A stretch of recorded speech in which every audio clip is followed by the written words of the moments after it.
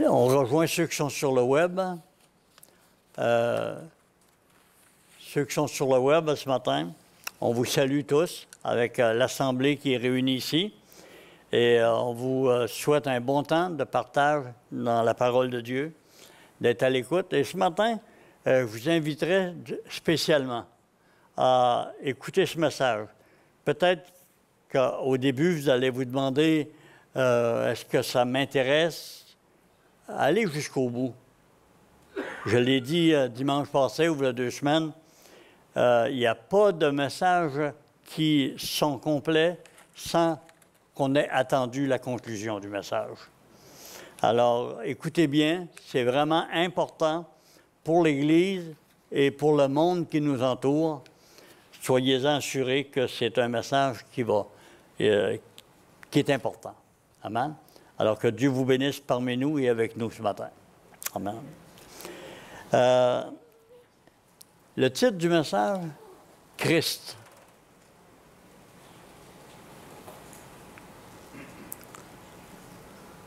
Christ, du grec Christos. Avant de lire le passage des Écritures qu'on lit normalement au départ, on va parler un peu de ce mot Christ. Christ est la traduction du mot hébreu Machaya, dont dérive en français le mot Messie, signifiant loin du Seigneur, c'est-à-dire une personne consacrée par une onction divine. Les 2 dernières lettres de Christ, ST, ne sont généralement pas muettes. Elles se prononcent habituellement. Ce titre est fréquemment donné à Jésus de Nazareth, dans les 4 évangiles et surtout dans les lettres de l'apôtre Paul. Les chrétiens de tout temps ont repris ce titre Jésus-Christ, Jesus Christ, Jesus Christo, Jesus Christos. Dans toutes les langues, ce nom est prononcé avec la plus grande déferveur sur le mot Christ. On va lire un passage des Écritures avant de continuer. On va ouvrir la parole de Dieu dans Éphésiens 1, les versets 3 à 10. Puis on va se lever pour la lecture de la parole.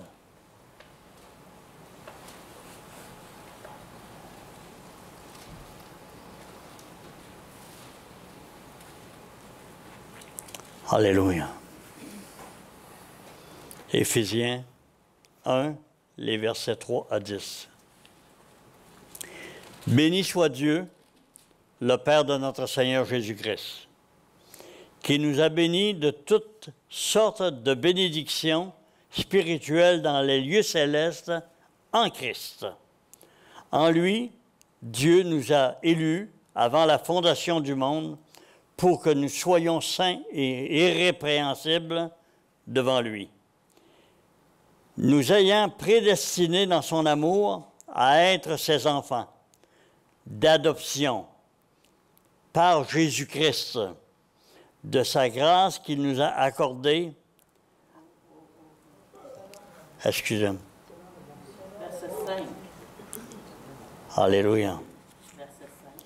Nous ayant prédestinés dans son amour à être ses enfants d'adoption par Jésus-Christ, selon le bon plaisir de sa volonté, à la louange de la gloire de sa grâce qu'il nous a accordée en son bien-aimé. En lui, nous avons la rédemption par son sang, la rémission des péchés selon la richesse de sa grâce, que Dieu a répandue abondamment sur nous par toute espèce de sagesse et d'intelligence, nous faisant connaître le mystère de sa volonté selon la bienveillante le bienveillant dessein qu'il avait formé en lui-même pour le mettre à exécution lorsque les temps seraient accomplis, de réunir toutes choses en Christ, celles qui sont dans les cieux et celles qui sont sur la terre. Assoyons-nous.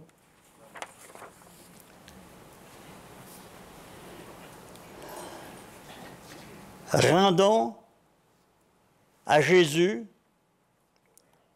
sa lettre de noblesse, frères et sœurs, ce matin.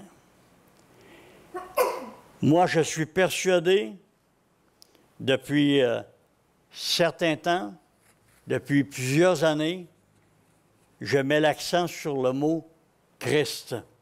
Jésus, Christ. Et de plus en plus, le Seigneur me montre que le point qui manque à l'humanité, c'est de connaître ce que c'est qu'être un Christ. Qu'est-ce que veut dire le mot Christ? Les hommes ne connaissent pas, même si parmi nous, je prenais chaque croyant de l'Assemblée, puis je disais, explique-moi, qu'est-ce que ça veut dire le mot Christ? Qu'est-ce qu'il y a à l'intérieur de ce mot? Qu'est-ce qu'il comporte pour Dieu? Et qu'est-ce qu'il comporte pour l'homme? Je crois qu'il y a très peu de personnes qui pourraient avoir un enseignement clair sur le mot Christ. C'est pas normal. C'est pas normal, je vous ai déjà expliqué que quand on parle à un juif messianique, à un juif sauvé, à un juif qui a vécu dans les oracles de Dieu, qui a reçu les oracles de Dieu, quand il parle de son Messie, quand il parle de My Messiah en anglais, c'est pas le petit Jésus, vous pouvez en être sûr, qui est resté dans le tombeau. Tu es sûr qu'il est sorti du tombeau quand tu entends parler ces gens-là. Quand tu vois leur expression sur leur visage, quand tu vois leurs larmes couler dans leurs yeux, quand ils parlent du Messie, quand ils parlent du Christ, quand ils parlent du oint de l'Éternel. Mais la langue française est une langue qui a bafoué le nom de Christ. Il a bafoué, c'est la seule langue au monde qui a atténué la portée du mot Christ. Il est Christ, il n'est pas un cri, il est Christ. Il n'est pas Jésus-Christ, il est Jésus-Christ de Dieu. Il a été fait Christ de Dieu. Un des premiers passages de l'apôtre Pierre, quand il a prêché le message à la Pentecôte, il a dit que Dieu avait fait de Jésus son Christ. Pour nous, Christ est Seigneur. Seigneur et Christ. Il est en tant que représentant direct de Dieu.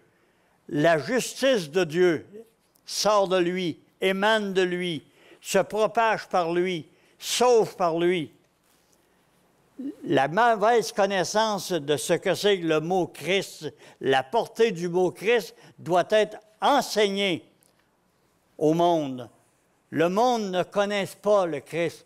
Ils blasphèment, ils vont blasphémer, ils vont s'en servir pour blasphémer, mais ils ne connaissent pas la confection, l'importance de ce mot, qu'est-ce qu'il est vraiment. Et l'Église, dormant sur la switch, comme toujours, laisse passer le monde avec et ne résiste pas à cet enseignement du monde.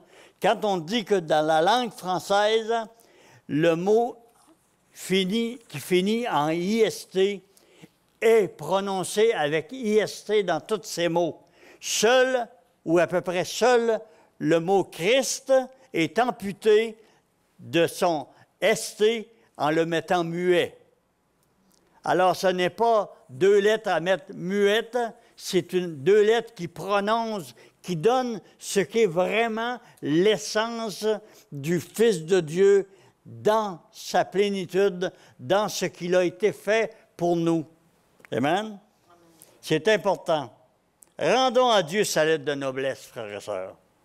Il a été fait Christ, c'est-à-dire une personne consacrée par une onction divine.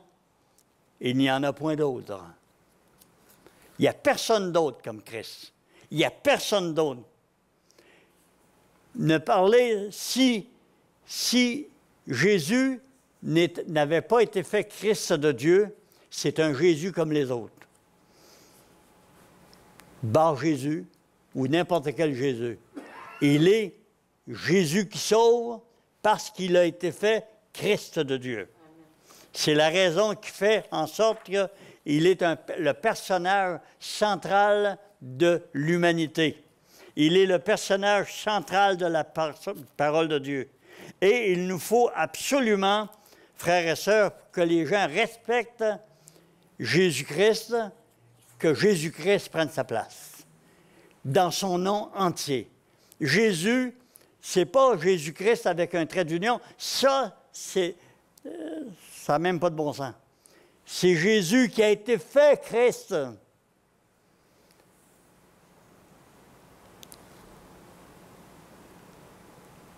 Joseph-Antoine est un nom composé, avec un trait d'union. Mais Jésus-Christ, ce n'est pas un nom composé. C'est un nom qu'on a composé, malheureusement, pour le diminuer.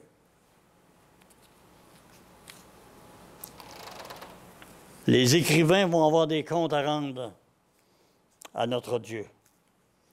Ils ont approfondi les Écritures sur tous les rapports, mais ils n'ont jamais vérifié. Je parle de la langue française. Dans les autres langues, que ce soit en russe, que ce soit en grec, que ce soit en anglais, que ce soit en espagnol, en portugais, le mot Christ est prononcé dans leur langue selon le mot complet qui a été donné. Christo, Christos. Amen. Alléluia. Alléluia. Lorsque nous voyons l'annonce professionnelle d'un spécialiste, le titre définit la compétence de la personne. Non, la personne annoncée. Docteur, ingénieur, peu importe le titre de la personne, il est mentionné. Celui dont nous publicisons le nom est au plus haut dans l'échelle des valeurs que l'on puisse présenter. C'est qu'il a été fait Christ par Dieu. Pourquoi ne mettons pas plus d'accent dans la langue française, dans la prédication, sur ce beau nom de Christ? Nous avons lu tout à l'heure un passage de la parole qui nous dit que béni soit Dieu le Père de notre Seigneur Jésus-Christ, qui nous a bénis en toutes sortes de bénédictions spirituelles dans les lieux célestes. En qui? En Christ. Il ne parle même pas ici de mettre Jésus en avant, c'est en Christ. C'est le Christ qui était prévu par Dieu pour être le oint qui viendrait.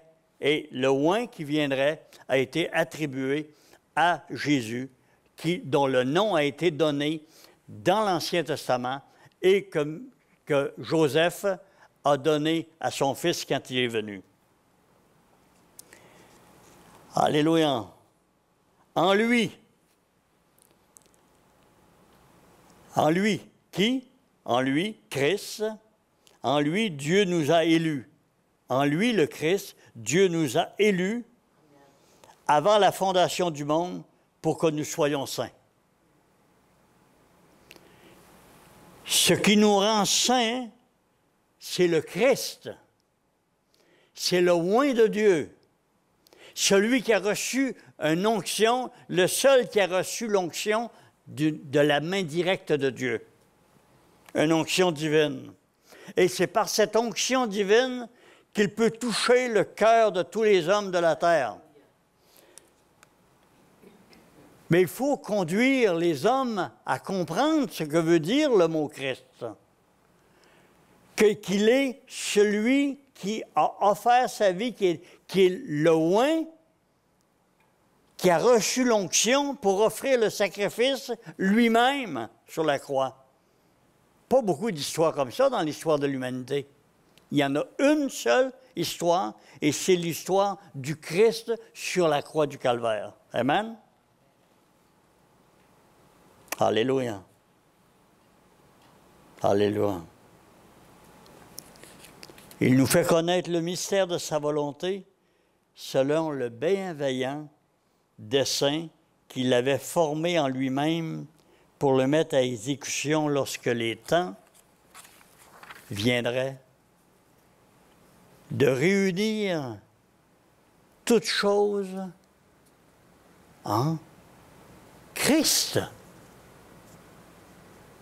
Est-ce qu'on met de l'accent? Est-ce que vous avez vu, est-ce qu'on a entendu mettre de l'accent? Moi, je n'ai jamais entendu prêcher sur Christ. J'ai entendu parler de Jésus-Christ. J'ai entendu parler du Sauveur. Mais qu'il a été fait Seigneur et Christ, et que ça, c'est la raison pour laquelle Jésus est mon Sauveur et mon Seigneur? Non. Pourquoi? Parce que ce n'est pas dans notre gène, dans nos gènes, d'aller dans le fin fond des mots et de les analyser. Jésus est, je le répète, le Sauveur du monde parce qu'il a été fait Christ de Dieu. Et c'est la raison pour laquelle la parole de Dieu nous dit ce matin que c'est en Christ que nous avons reçu toutes choses. Amen? Même Jésus, c'est en Christ que nous l'avons reçu. Parce que sans qu'il soit Christ, on ne reçoit pas Jésus pantoute. Il est un Jésus comme les autres dans l'histoire de l'humanité. Le mot Jésus vient du mot Joshua. Et on a justement un ami qui vient, hein, Joshua. Alors, ça ne veut pas dire qu'il ne veut pas porter le nom de Christ. Hein? Et personne de Jésus, Yeshua, ouais. C'est ça. Tu as raison, Yeshua. Ouais. Alors, que Dieu bénisse tous ceux qui se sont appelés Jésus sur la terre, mais il y en a seulement qu'un qui est élevé au-dessus de tous les Jésus, c'est parce qu'il a été fait Christ de Dieu. Il a été fait Seigneur et Christ. Il trône donc sur l'Église, il trône sur l'humanité. Tous genoux viendront à fléchir un jour devant le Seigneur de gloire, qui est Jésus de Nazareth, Christ de Dieu. Amen.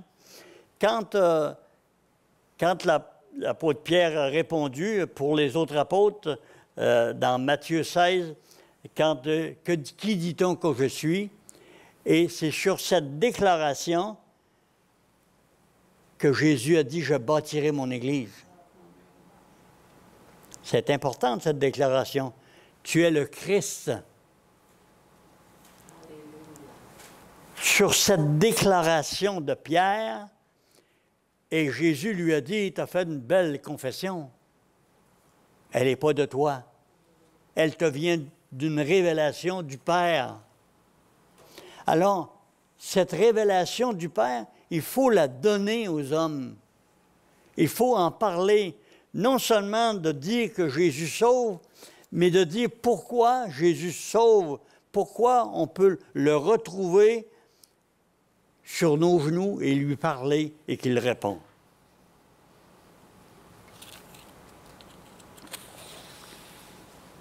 Alléluia.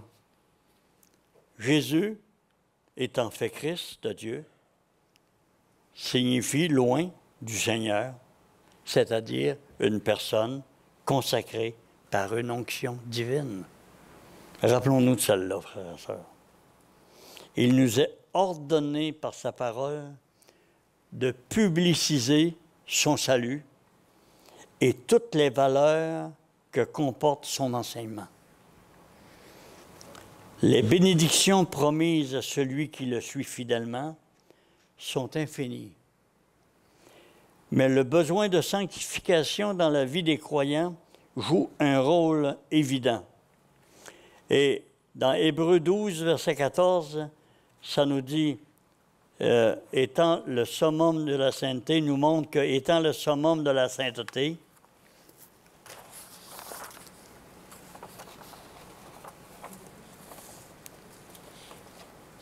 où irions-nous sans lui? Que ferions-nous sans lui? Tout se trouve pleinement en lui. Colossiens 2,10.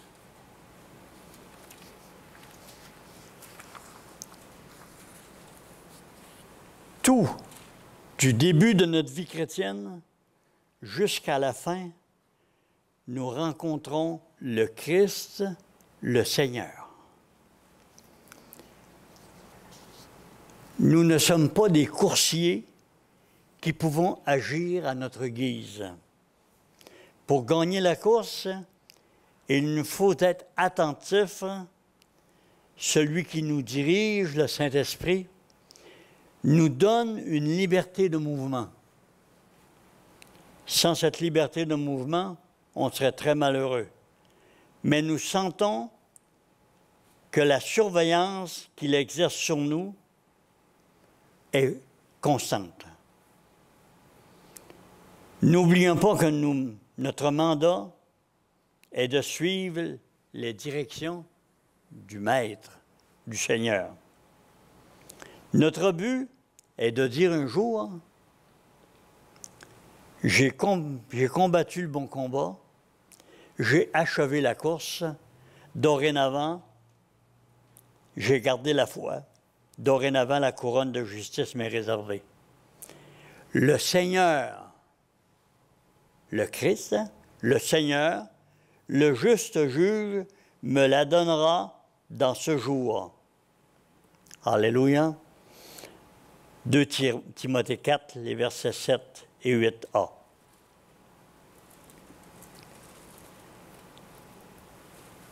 Le Seigneur va me donner la couronne de justice si j'ai combattu le bon combat. Alléluia.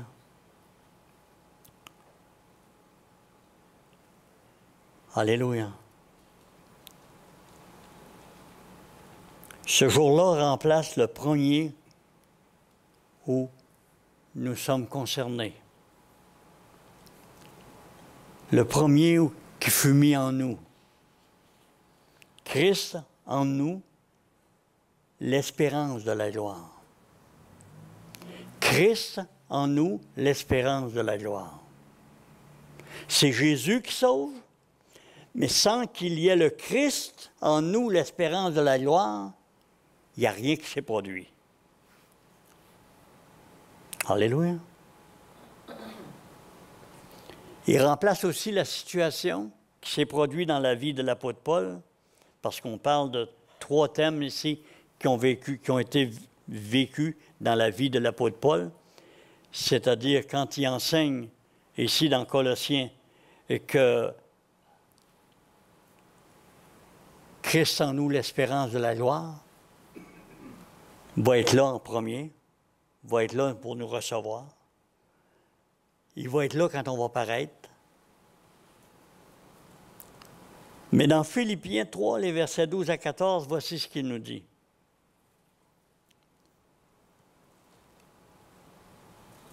Ce n'est pas que j'ai déjà remporté le prix ou que j'ai déjà atteint la perfection, mais je cours pour tâcher de la saisir.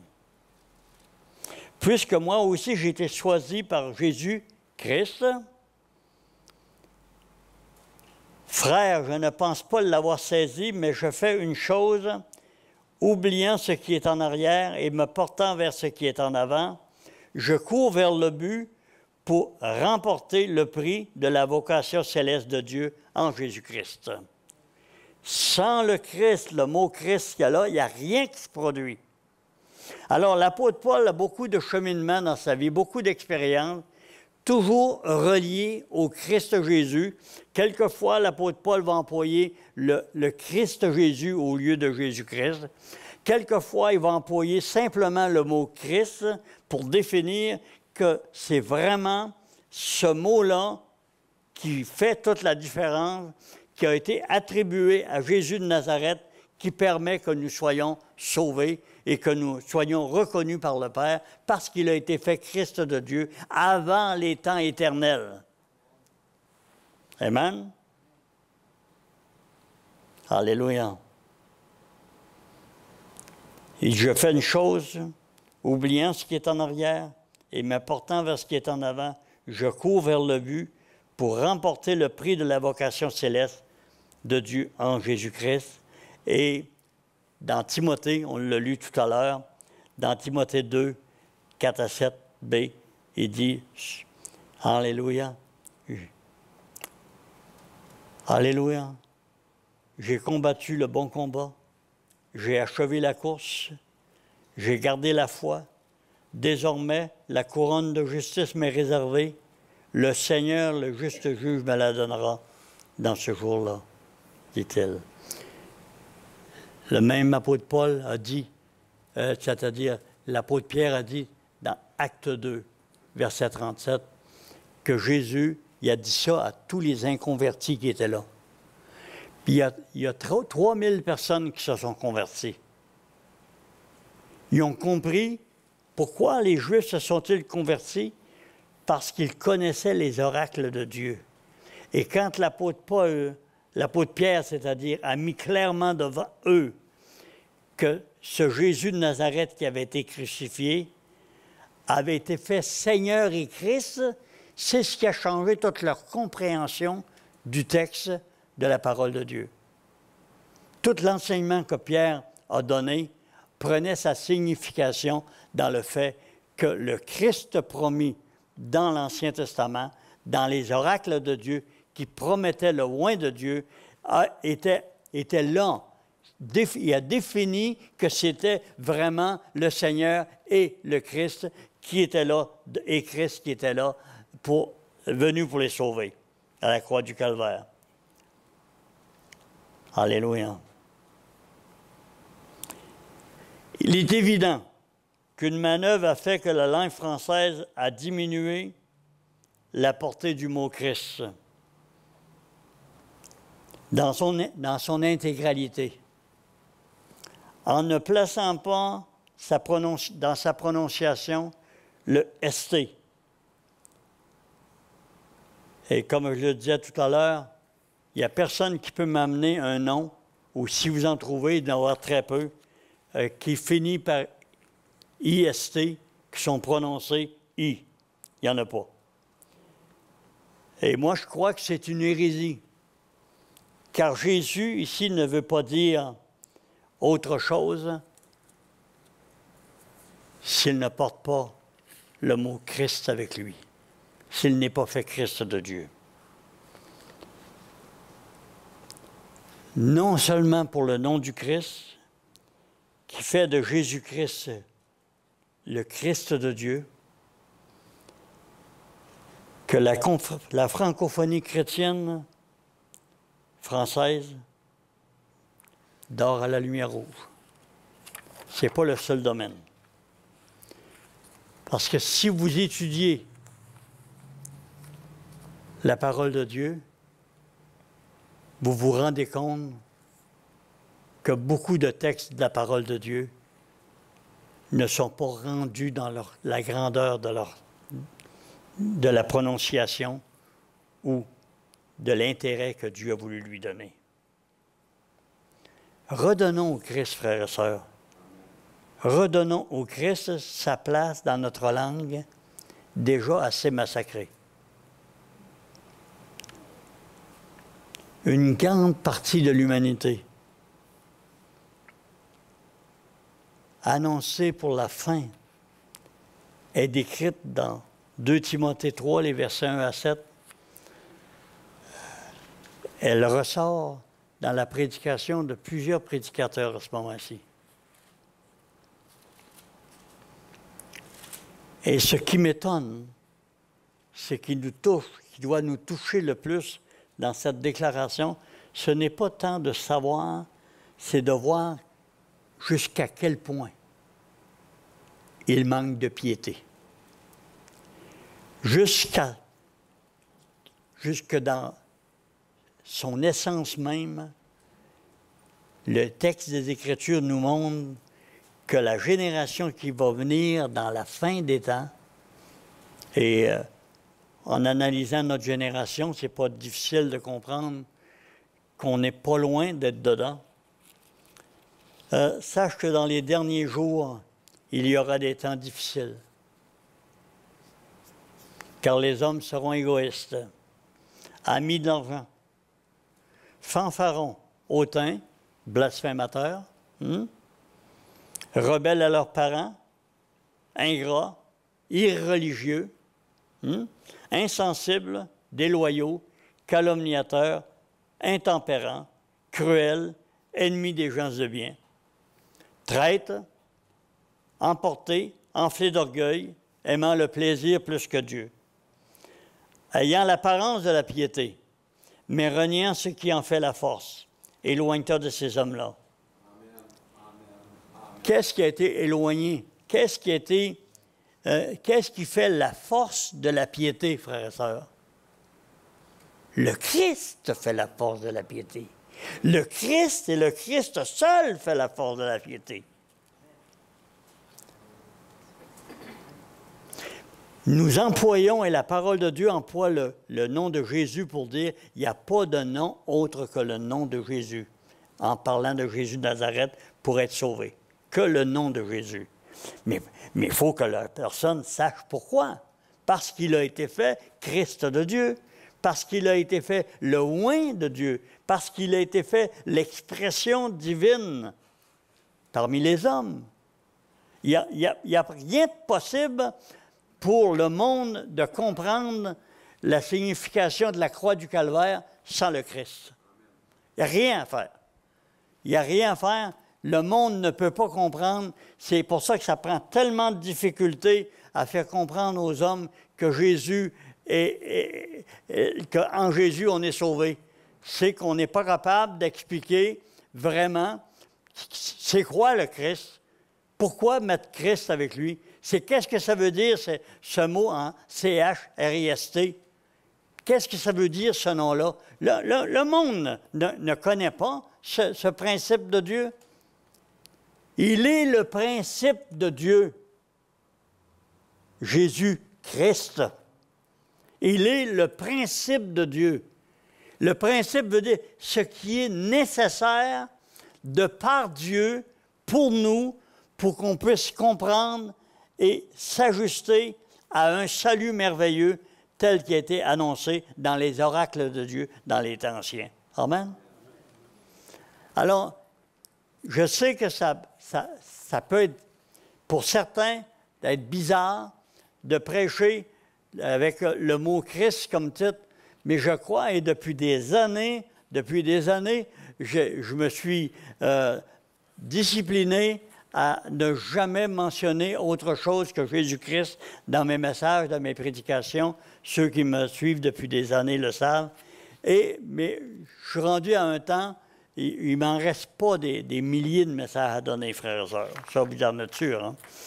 Alors, je crois que c'était le temps pour moi de m'afficher, non seulement envers l'Église, mais de m'afficher sur le web et de m'afficher partout où je pourrais m'afficher en définissant cet enseignement encore d'une manière plus exacte, en prenant plus de temps de l'expliquer pour que les gens comprennent que c'est important de parler de Jésus, le Christ de Dieu.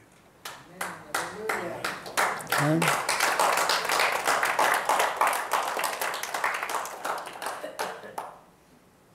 Frères et sœurs, on a besoin de prier pour la francophonie. La francophonie,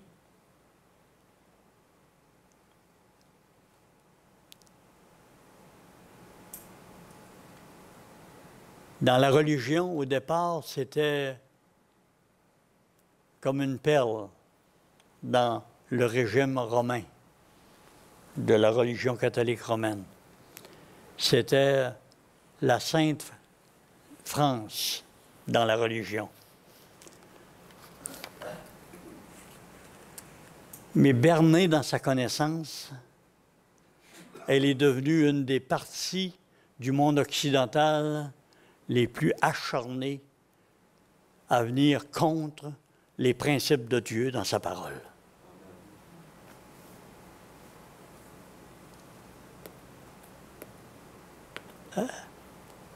Ayant circulé en Allemagne pendant 7 semaines, en 82, dans une partie de la France, j'ai vu les massacres. J'ai vu comment on a massacré au nom de Dieu. Mes frères et sœurs, c'est difficile de massacrer quelqu'un au nom de Jésus-Christ. Parce que Jésus, le Christ, s'est immolé lui-même pour le salut des hommes. Il n'a jamais voulu qu'un seul homme meure de la main d'un autre homme pour le conduire à lui. Il voulait que ce soit dans la connaissance de qui il est. Il voulait que ce soit dans la connaissance de lui-même. Onction, qui donne l'onction, qui présente le sacrifice, qui est lui-même.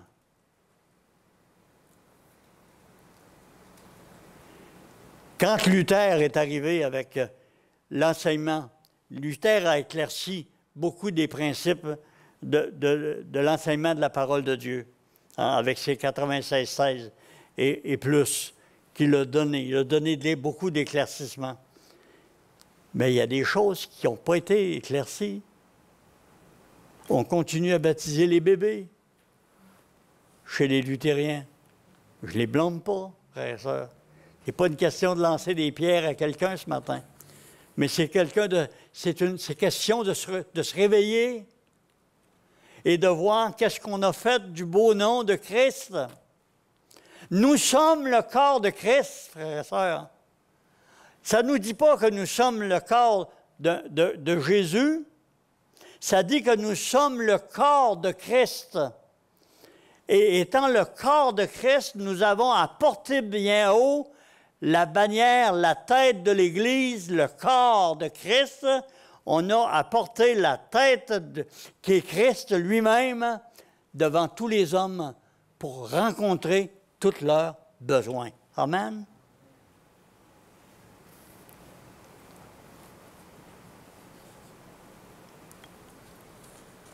Frères et sœurs, on a un devoir d'action envers l'humanité. Et je suis persuadé qu'ici, nous voulons le salut des âmes qui nous entourent. Nous voulons le salut de tous les hommes. Nous voulons que personne n'échappe à Dieu et aille en enfer. Amen? Est-ce qu'on est d'accord avec ça? Amen. Pas seulement les membres de nos familles. On regarde tout le monde comme étant des personnes qui ont besoin d'avoir Christ dans leur vie. Christ, le Christ de Dieu, doit faire son chemin, son travail, sa place dans la vie de chacun autour de nous autres. Alors, il nous faut être concentrés sur le Christ Jésus de façon à instruire les gens de leur besoin de venir à lui. Parce que c'est clair que des Jésus, il y en a eu beaucoup, puis il y en aura encore. Mais des Jésus, Christ de Dieu, il y en a eu seulement qu'un, il y en aura toujours seulement qu'un, il est toujours vivant et il règne jusqu'à la fin, en Maître, en Seigneur, parce qu'il a été fait Seigneur et Christ. Amen. Voyez-vous la différence entre les deux noms? Il a été fait Seigneur et Christ. Alléluia. Seigneur, il est comme Seigneur, il est le Maître absolu. Quand l'apôtre Paul dit qu'il a reçu la couronne de justice, il les a reçus du Seigneur. Amen? Le Maître, le Seigneur, le juste juge, me la rendra, dit-il. Alors ce matin, c'est ce que j'avais à apporter. Et je voudrais que ce soit vraiment quelque chose qui soit retenu dans vos cœurs et de ne pas avoir peur de conseiller autour de vous, à vos frères, à vos sœurs, de s'acharner à comprendre ce que veut dire le mot Christ et de le prononcer. Amen? Parce que c'est important. C'est important. Moi, je vous le dis ce matin, je suis convaincu que c'est d'une importance pas banale, capitale. C'est d'une importance capitale qu'on puisse enseigner aux autres pourquoi Jésus de Nazareth est capable pleinement de nous sauver, parce qu'il a été fait Christ de Dieu. Alléluia. Amen. Soyons bénis ce matin. Gardons cette pensée du Seigneur, que Jésus de Nazareth a été fait son Christ. On va chanter quelques cantiques en terminant. Des cantiques dans la même lignée, si possible, que ceux qu'on a eus au départ. Hein? Des cantiques qui vont élever le Christ Jésus, Jésus-Christ notre Seigneur. Amen. Alors que Dieu nous bénisse et accompagne tous ceux qui sont sur le web dans une réflexion profonde. Prenez le temps, frères et sœurs. Prenez le temps, vous qui êtes sur le web. Prenez le temps de vous arrêter et d'analyser la portée de ce beau nom.